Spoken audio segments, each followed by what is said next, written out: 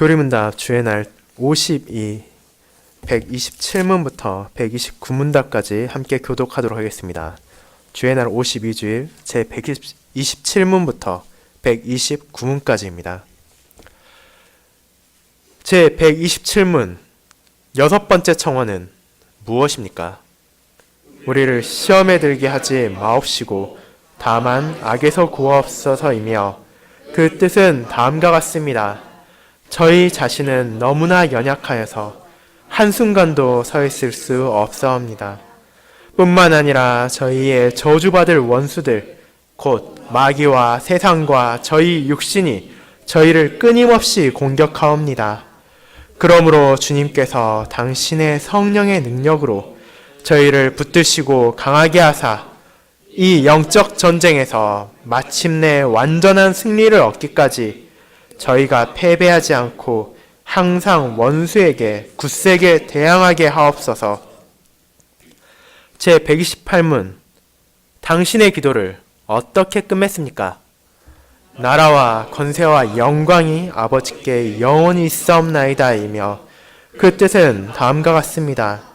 저희가 이 모든 것을 주님께 간구하오니 이는 주님은 만물을 다스리는 능력을 가지신 왕으로서 저희에게 선한 모든 것을 기꺼이 주시며 또 주실 능력이 있으시기 때문이오며 저희가 아니라 주님의 거룩한 이름이 영원히 모든 영광을 받으셔야 하기 때문이옵니다. 제 129문 아멘이란 말은 무엇을 의미합니까? 아멘이란 말은 참되고 확실하다는 뜻입니다. 하나님께서는 내가 이런 요청들에 대해 하나님께 소원하는 것을 마음에 느끼고 있는 그 이상으로 훨씬 더 확실하게 나의 기도를 들으십니다.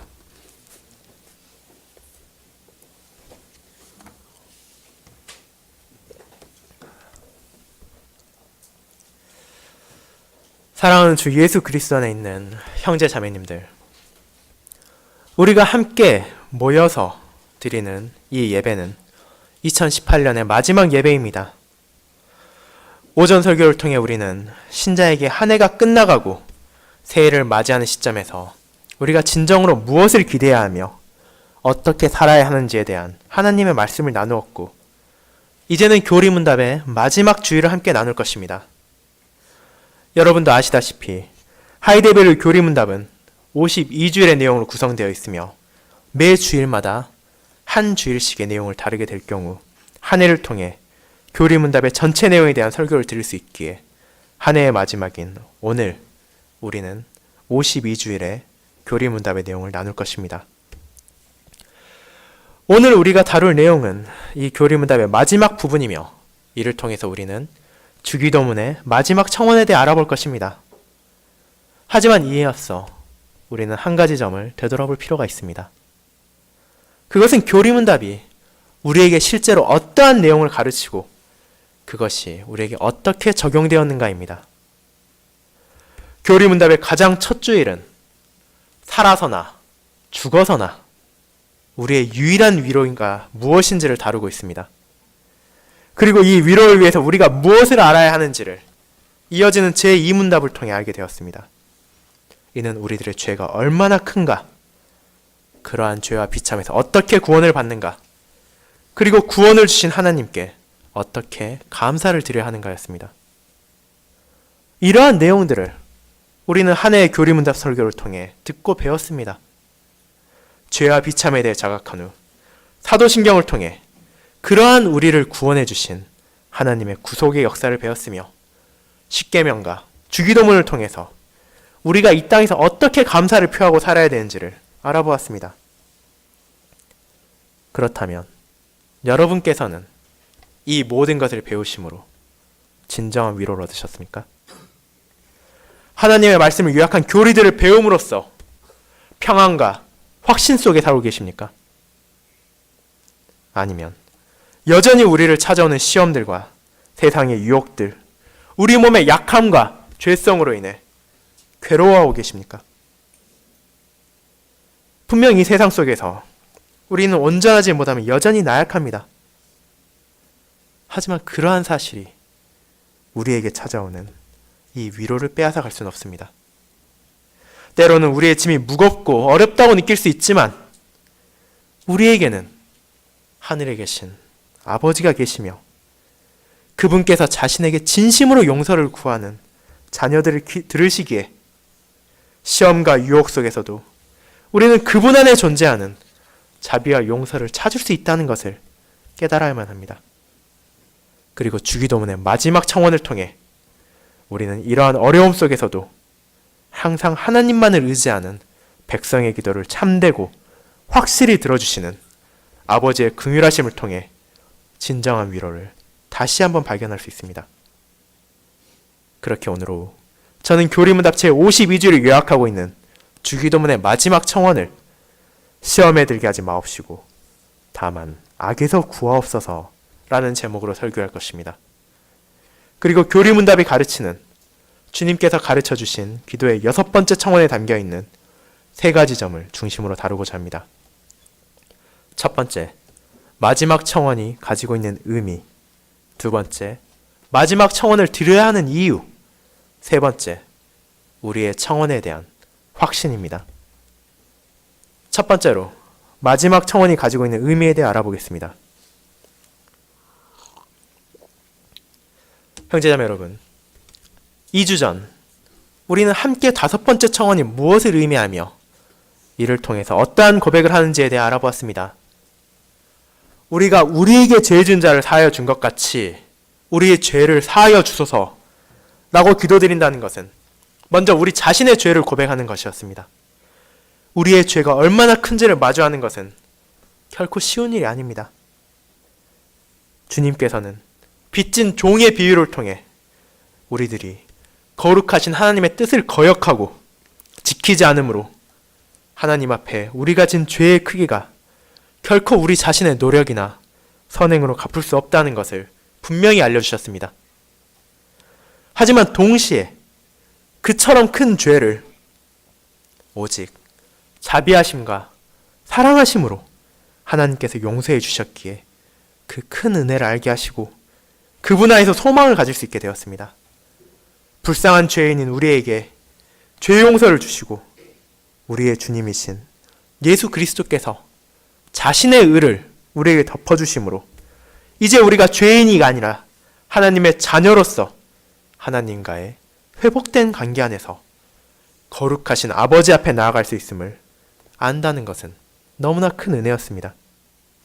그리고 이처럼 큰 은혜를 입었기에 악한 종과 같이 자신에게 빚진 자를 모욕하고 용서하지 않음으로 자신의 악함을 드러내는 것이 아니라 오직 하나님께서 주님 안에서 우리에게 주신 은혜를 의지함으로 이웃을 겉으로만이 아니라 전심으로 용서함으로 하나님이 주신 은혜의 증거를 발견하는 것이 신자의 삶이라는 것을 배우고 그에 따라 살아가도록 격려를 받았습니다.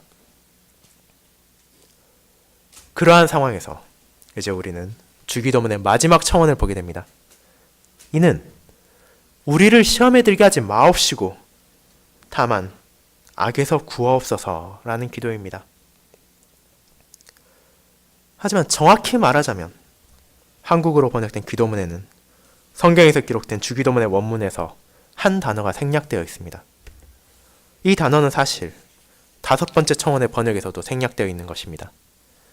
그것은 바로 그리고 라는 접속사입니다. 주님께서는 이 접속사를 사용하심으로 각 청원의 연결관계를 보여주셨습니다. 일용할 양식을 하나님께 구함으로 자신의 육체의 필요를 청한 백성이 마땅히 죄 용서라는 영적으로 필요한 것을 구해야만 한다는 것이 알 필요가 있었습니다. 또한 이제 죄 용서를 구한 백성은 마지막 청원을 구해야만 하는 것입니다. 우리는 죄 용서에 대한 기도를 드렸습니다. 하지만 그것으로 충분하지 않습니다. 죄 용서를 구한 것으로 모든 것이 끝난 것이 아닙니다. 신자는 이 땅에서 죄 용서만이 아니라 하나님께 시험에 들게 하지 말아달라는 기도와 함께 악에서 구해달라는 기도를 반드시 드려야만 하는 것입니다. 왜 이러한 청원이 필수적인지는 다섯 번째 청원에서 고백한 우리의 죄를 생각해 볼 때 명백해집니다. 우리가 죄 용서를 고백할 때 우리는 과거의 죄만을 용서해달라고 고백하는 것이 아닙니다. 우리는 지금, 오늘, 이 순간에도 죄를 지으며 미래에도 죄를 지을 것입니다. 그러한 죄를 자비로우신 아버지께서 십자가에서의 그리스도의 온전하신 속죄제사를 통해 사랑과 긍휼하심으로 용서해 주셨지만 우리는 여전히 연약합니다. 그렇게 우리는 죄 용서를 끊임없이 구하며 계속해서 회개를 하며 하나님께 합당한 삶을 살아가고자 노력하지만 이 역시 우리의 능력으로 되는 것이 아닙니다. 하나님의 은혜가 없다면, 그분께서 우리를 돌봐주시지 않는다면 우리는 하나님의 뜻대로 살아갈 수가 없습니다. 우리의 노력만으로 이것이 되지 않기에 우리는 하나님께 우리를 붙잡아 주실 것을 구하는 것입니다. 그렇다면 우리가 흔들리는 이유는 무엇입니까? 잠시 지난 일주일간의 삶을 돌아보시기 바랍니다. 자신에게 솔직하게 이를 돌아본다면 우리는 지난 한 주간에도 무수히 많은 죄를 짓고 유혹에 넘어갔으며 믿음이 흔들렸다는 것을 고백할 수밖에 없습니다. 이 땅에서 완벽한 믿음을 가지고 살아간다는 것은 우리에게 불가능한 것이기에 비록 그러한 흔들림에 크고 자금이 있을지라도 저와 여러분은 모두 이러한 흔들림을 경험했을 것입니다. 그리고 이러한 것들은 하나님으로부터 오는 시험과 마귀로부터 오는 유혹으로 인한 것입니다. 주님께서 이 기도문을 가르치실 때 사용하신 표현은 중의적인 의미를 띠고 있는 단어입니다. 우리는 시험이라고 번역했으나 이는 동시에 유혹이라는 표현으로도 사용되는 단어를 사용하셨습니다. 그렇게 우리는 이를 바라볼 때 주님께서 두 가지 뜻을 모두 염두에 두고 사용했다고 볼 수도 있습니다. 그렇게 바라보면 주님께서 이 기도를 통해서 자신의 백성들에게 알려주시고자 한 바를 더 명확하게 할 수 있습니다. 먼저 주님께서는 하나님께 우리를 시험에 들게 하지 마옵시고 라고 기도드림을 통해 만약 이것이 아버지의 뜻이라면 우리를 시험하지 말아주실 것을 구해야 한다는 것을 알려줍니다. 물론 하나님의 시험의 목적은 결코 악한 것이 아닙니다. 하나님께서 그 백성을 시험하심으로 그들을 죄의 나락으로 떨어뜨려 멸망케 하고자 하시는 것이 아닙니다. 그분의 시험은 지극히 정의로운 뜻과 그분의 판단에 의해 우리를 연단시키시고 우리를 증명하고자 하시는 것으로 생각해야 합니다. 앞서 읽은 베드로 전서를 통해 사도 베드로는 이러한 시험의 성격을 알려줍니다. 베드로전서 4장 12절 13절은 다음과 같은 내용으로 하나님의 시험이 어떤 것인지를 보여줍니다. 베드로전서 4장 12절 13절을 함께 보도록 하겠습니다.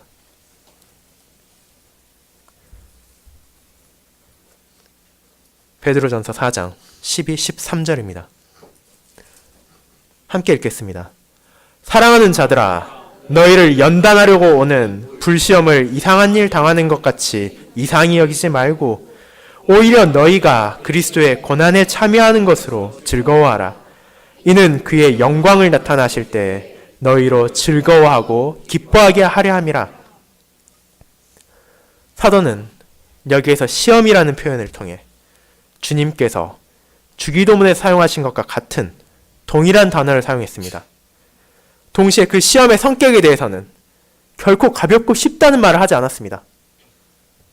그는 불시험이라는 표현을 통해 이 시험이 가열차고 어려울 것임을 알려주었습니다. 하지만 이를 받아들인 신자는 오히려 즐거워하며 기뻐할 수 있습니다. 왜냐하면 이 시험은 우리를 연단시키는 것이며 이를 통해 믿음이 강건해지며 주님의 고난에 참여하는 것이기 때문입니다. 이러한 하나님의 시험은 구약시대에도 드러났습니다. 스가랴 13장 9절은 이스라엘에게 찾아온 환란에 대해서 말하고 있습니다. 하지만 그러한 환란 속에서도 여호와께서는 자신의 백성을 어떻게 연단하실지에 대해 알려주십니다. 이는 다음과 같습니다. 내가 그 3분의 1을 불 가운데 던져 은같이 연단하며 금같이 시험할 것이라. 그들이 내 이름을 부르리니 내가 들을 것이며 나는 말하기를 이는 내 백성이라 할 것이요 그들은 말하기를 여호와는 내 하나님이라 하리라. 즉 백성들에게 어려움이 찾아올 것이나 이는 은이나 금을 연단하여 더욱 순수히 하는 것과 같이 그들을 시험하고 그들을 연단하기 위한 목적으로 이루어지는 것입니다. 그러한 과정을 통해 하나님의 백성들은 더욱더 하나님만을 의지하며 하나님을 부르며 하나님께만 소망을 둘 것입니다. 하지만 그럼에도 연약한 우리가 하나님의 시험을 마주한다는 것은 결코 쉬운 것이 아닙니다. 그와 같이 이런 시험이 우리에게 쉬운 것이 아니며 우리가 이를 극복하는 것이 어렵기 때문에 우리는 하나님께 하나님의 뜻이라면 우리를 시험하지 마시기를 구하지만 동시에 이러한 시험이 찾아오더라도 그분께 감사하며 이를 통해 하나님의 영광을 드러내야 함을 배우는 것입니다. 하지만 이러한 하나님의 시험과 정반대의 성격을 가진 것이 바로 사단의 유혹입니다.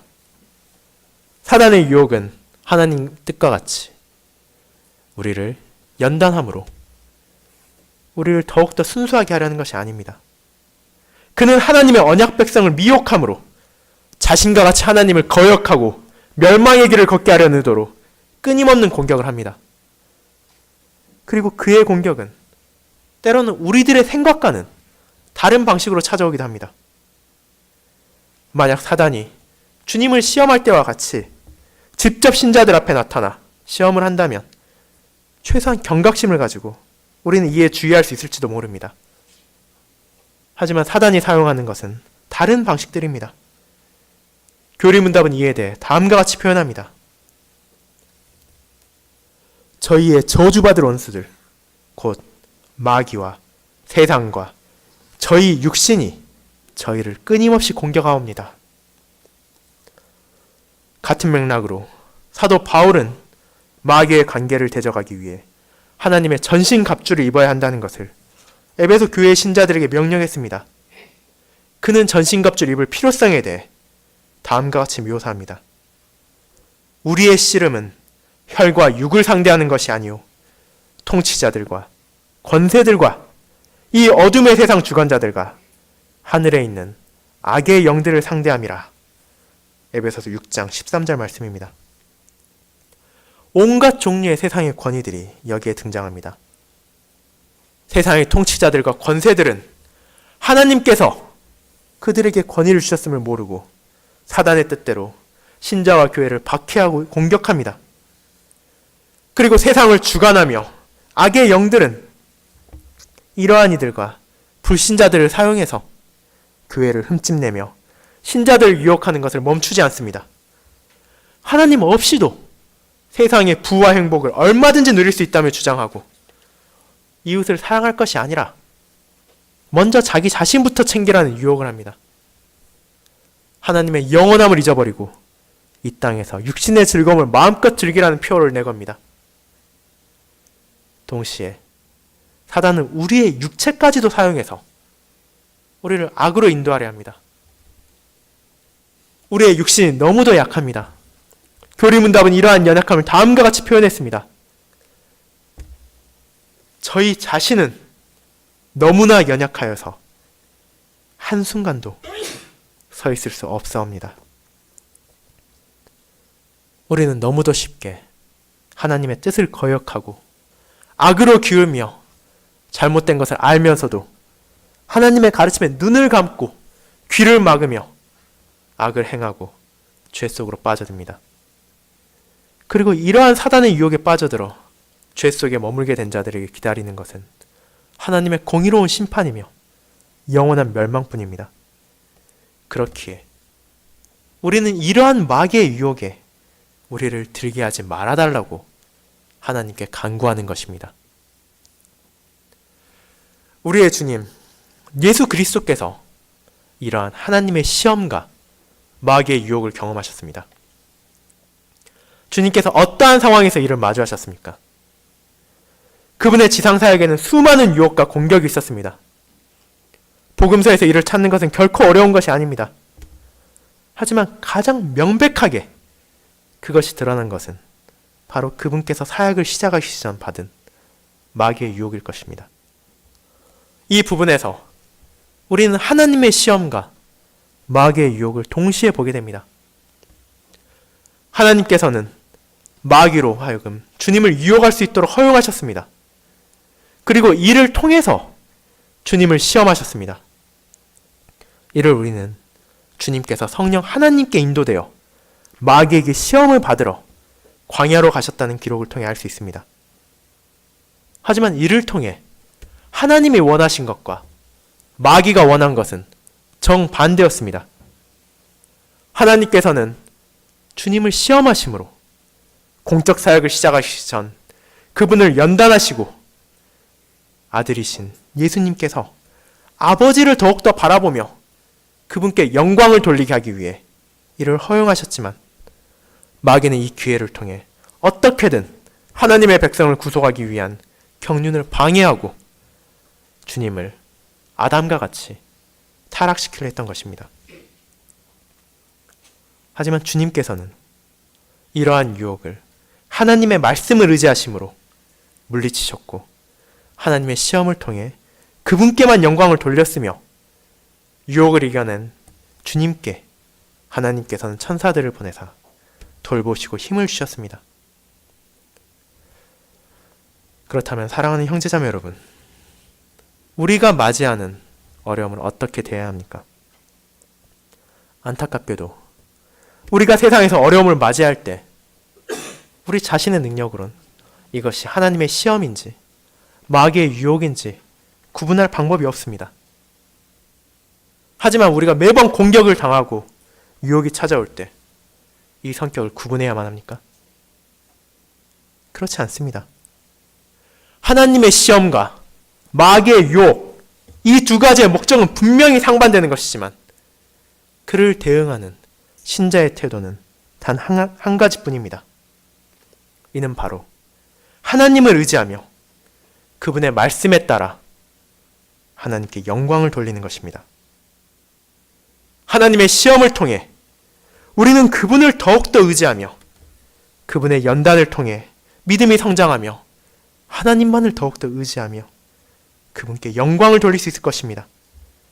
그리고 마귀의 유혹 역시 우리의 능력이 아니라 하나님의 능력을 의지함으로 승리하며 하나님께 영광을 돌려야 합니다. 물론 그것이 어떤 것이라 하더라도 우리의 나약함으로 인해 스스로의 능력으로 이를 극복하는 것은 결코 쉬운 일이 아닙니다. 그렇기에 우리는 이 청원을 통해 하나님께 우리를 돌보시고 붙잡아 주실 것을 요청하는 것입니다. 그것이 바로 두 번째, 마지막 청원을 드려야 하는 이유입니다.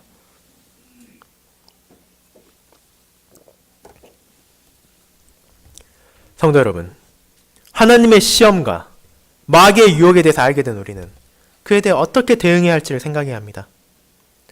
분명 그 두 가지 방식에 대해서 우리는 같은 방식으로 대응해야만 합니다. 하나님의 말씀을 의지하고 그분께만 영광을 돌리는 것으로 말입니다. 하지만 이는 우리의 능력으로 가능한 것이 아닙니다. 왜냐하면 앞서 교리문답을 통해 고백한 바와 같이 우리는 너무도 연약하여 스스로의 힘으로는 한순간도 서 있을 수조차 없는 존재이기 때문입니다. 스스로 서 있지도 못하는데 끊임없이 공격을 당한다면 어떻게 되겠습니까? 그렇게 우리는 시험에 들게 하지 마옵시고라는 청원을 드릴 뿐 아니라 악에서 구하옵소서 라고 간청합니다. 교리문답을 작성한 우르시누스는 여기서 나오는 악에 대해 과거부터 미래까지의 모든 죄책의 악과 형벌의 악을 포괄하는 것으로 이해하는 것이 좋다고 설명합니다. 물론 이에는 모든 악행들의 주인이자 하나님을 대적하는 마귀, 사단도 포함됩니다. 이러한 악에서 구해달라는 것이 하나님을 향한 신자들의 외침이며 간청입니다. 이것이 외침인 이유는 우리 스스로 악을 물리치고 우리 스스로 이를 해결할 수 없기 때문에 절실한 도움이 필요하기 때문이며, 이것이 간청인 이유는 오직 하나님만이 이를 해결할 수 있는 능력을 가지셨다는 것을 내재한 고백이기 때문입니다. 그렇게 예수 그리스도, 우리의 주님께서는 이러한 악에 대해서 제자들에게 스스로 해결할 것을 요구하지 않으셨습니다. 이는 애초에 불가능하며 그들 스스로 이를 해결할 수 있을 것이라 생각해서도 안 되기 때문입니다. 그렇게 오직 하나님께 겸손히 나아가서 그분만이 이러한 악에서 자신의 백성을 구원하실 수 있으시며 긍휼하심과 사랑으로 이를 시행할 것임을 믿고 간구하라는 것이 바로 이 기도의 내용입니다.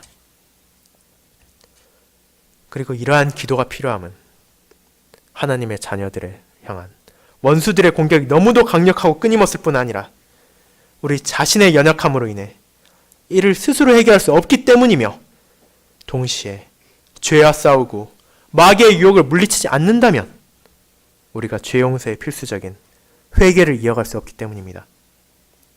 그렇게 신자들은 하나님께 악에서 구원해 주실 것을 기도드립니다. 이를 베풀어 주시지 않는다면 단 하루도 우리가 서 있을 수 없다는 것을 고백합니다. 우리의 육신이 너무도 약하고 부족하기 때문입니다. 그렇기에 자신을 믿으며 스스로 악을 물리칠 수 있다고 말하는 이는 교만할 뿐 아니라 오만한 자입니다. 사도 베드로를 다시 한번 생각해 보시기 바랍니다. 주님께서 잡혀가시기 전 그는 주님께서 잡혀가실 것을 얘기할 때 어떻게 대답했습니까? 주님께서 제자들에게 오늘 밤에 너희가 다 나를 버리리라고 말씀하셨을 때 베드로는 담대하게 이렇게 말했습니다. 모두가 주를 버릴지라도 나는 결코 버리지 않겠나이다. 그의 믿음은 확신으로 가득 차 있었고 다른 제자들에 비해 우월감을 표현할 정도였습니다. 그런 베드로에게 주님께서는 다시 오늘 밤 다굴기 전 내가 3번 나를 부인하리라 고 알려주셨지만 오히려 이에 반발하여 내가 주와 함께 죽을지언정 주를 부인하지 않겠나이다 라고 강하게 자신의 의지를 드러냈으며, 다른 제자들 역시 그와 동조해서 주님을 향한 굳건한 신뢰를 드러냈습니다. 너무도 아름다운 광경이지 않습니까? 어쩌면 우리 역시도 그들과 같이 믿음을 드러내고 싶다는 부러움이 일 정도로 강렬한 믿음의 고백이지 않습니까? 하지만 그들의 믿음이 어떻게 드러납니까? 안타깝게도 주님께서 잡혀가신 후 그들은 자신들의 나약함을 마주하게 됩니다. 사랑하는 주님이며 스승이 군인들에게 잡혀갔을 때 그들은 주님과의 자신과의 관계를 부인함으로 하나님의 도우심이 없다면 자신들이 얼마나 약하고 비참한 존재인지를 깨닫게 되었습니다. 하지만 이러한 약함과 비참을 겸허하게 인정하고 하나님께 도움을 구하는 자녀들을 그분께서는 돌보아 주십니다. 부활하신 주님께서는 자신을 버린 제자들을 동일하게 버리지 않으셨습니다. 오히려 그들을 찾아가시고 그들에게 사랑을 담아 형제들이라 부르시며 그들의 잘못을 깨닫게 하시고 그들을 회개시키심으로 하나님께 돌아오도록 하였습니다. 그리고 이제 그분께서는 성령 하나님을 통해 자신의 모든 백성들을 보호하시고 인도해 주십니다. 이를 교리문답은 다음과 같이 표현합니다. 그러므로 주님께서 당신의 성령의 능력으로 저희를 붙드시고 강하게 하사 자신의 영인 성령 하나님을 보내신 주님께서는 그 백성들과 항상 함께 계십니다. 자신에게 악에서 구해줄 것을 구하는 연약하고 나약한 백성들을 외면하지 않으시며 성령 하나님께서 그들의 안에 역사하심으로 그들과 함께 거하시며 그들을 보호하시며 죄와 싸울 수 있도록 준비시키시고 그들이 죄에 빠져 멸망하지 않도록 지키십니다. 하나님의 시험을 통해 하나님의 영광을 드러내시고 마귀의 유혹을 물리쳤을 뿐 아니라 그를 이겨내신 예수 그리스도를 통해 우리는 이 기도가 이루어진다는 것을 확신할 수 있습니다. 그분께서는 이미 악을 물리치셨습니다. 인간의 나약한 육체를 입으셨음에도 불구하고 자신에게 찾아오는 수많은 공격과 유혹, 시험을 오직 아버지 하나님과 그분의 말씀을 의지함으로 이겨내셨습니다.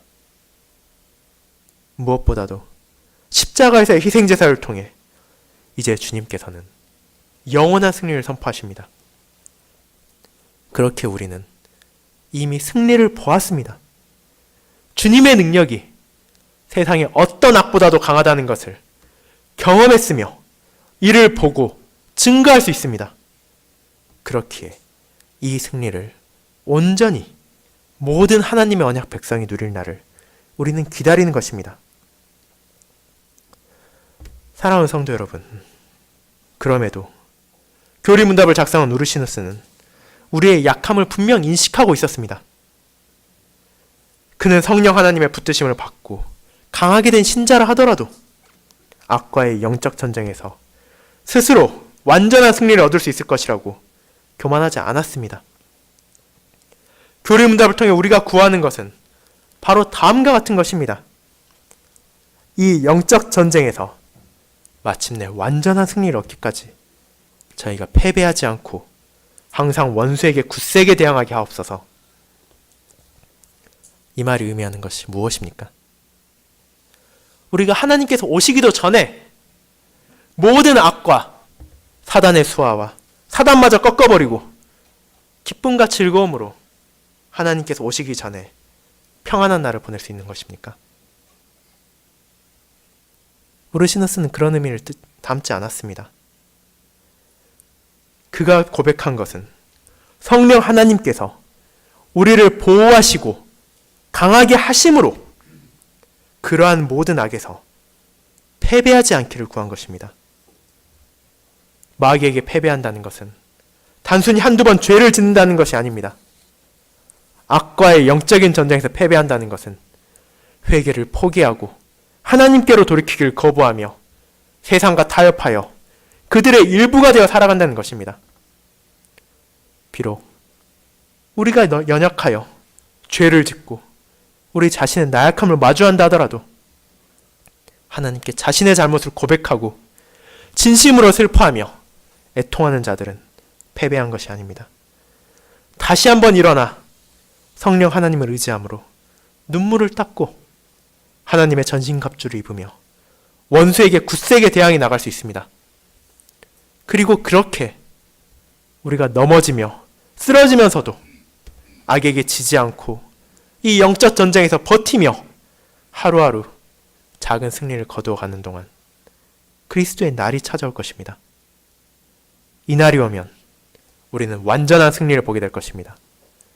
성령 하나님을 의지하며 우리가 경험하며 우리가 볼 수 있는 작은 순종의 한 걸음, 죄와의 전쟁에서 작게 이긴 그러한 것들이 아니라 온 세상에 하나님의 영광이 가득하며 그분의 공의로 인해 모든 악과 죄와 비참이 심판받는 것을 보게 될 것입니다. 이를 보는 것에 멈추지 않고 이를 통해 우리는 영원한 기쁨을 누릴 것입니다. 그리고 그날까지 우리가 패배하지 않도록 우리 안에서 역사하시는 성령 하나님께서 우리를 인도하실 것입니다. 그리고 마지막으로 우리는 이러한 청혼에 대한 확신을 보게 될 것입니다.